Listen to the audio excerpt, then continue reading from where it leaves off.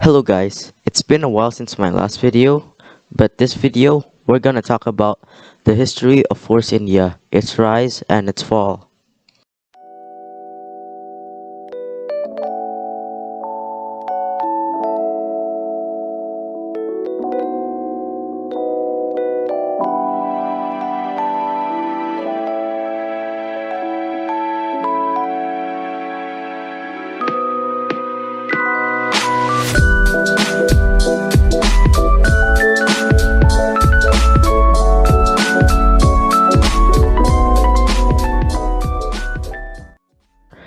So how the Force India F1 team started is when businessman Vijay Mallya bought the Spiker Formula 1 team back in October 2007 for $88 million. He turned the Spiker Formula 1 team to Force India in the 2008 season, featuring Adrian Sutil and Giancarlo Fisichella for that season.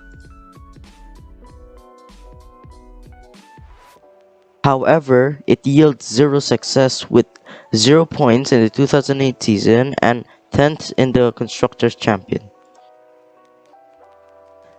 The following year, it was a special year for Force India. Force India gained their first pole position in Formula 1 at the Belgian Grand Prix in Spa-Francorchamps when Fisichella qualified the fastest.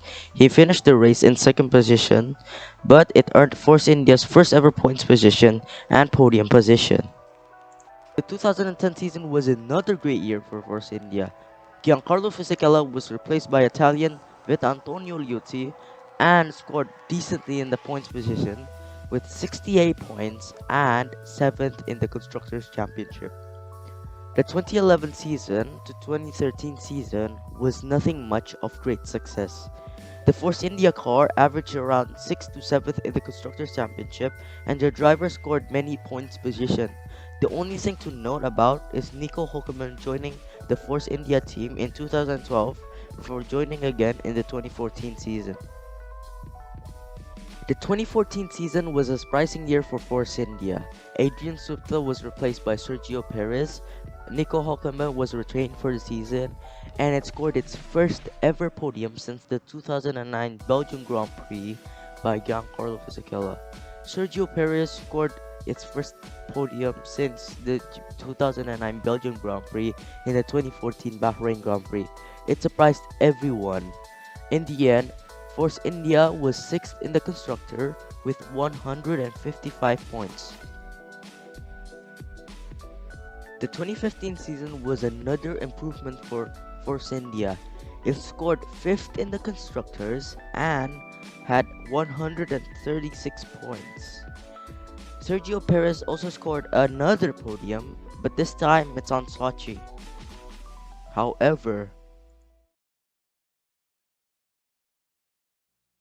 you see, Force India missed the first preseason test in Jerez due to an unexplained setback in the development of the Force India car VJM-08. It was later revealed that Force India was, according to insider Ralph Bach, facing financial collapse and was currently insolvent. He was also suggested delays of the VJM-08 were due to the fact that the important parts of suppliers have not been paid. The 2016 season was another successful year for Force India. It scored a whopping 173 points and 4th in the constructors. Despite the failures of financial troubles, they had risen themselves from being a team with fewer money and less success with fewer money and more success. The 2017 season was a special year for Force India. Nico Hülkenberg was replaced by Esteban Ocon, who was a Mercedes junior driver, and they scored around 187 points and still 4th in the constructors. So the 2018 season was a very difficult year for Force India. The team was put into administration during the Hungarian Grand Prix.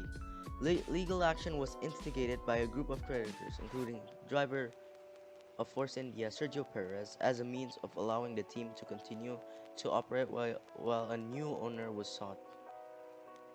Eventually, the team was bought by a consortium led by Lawrence Stroll, who ended up acquiring the team's asset. And that was it for the Force India team.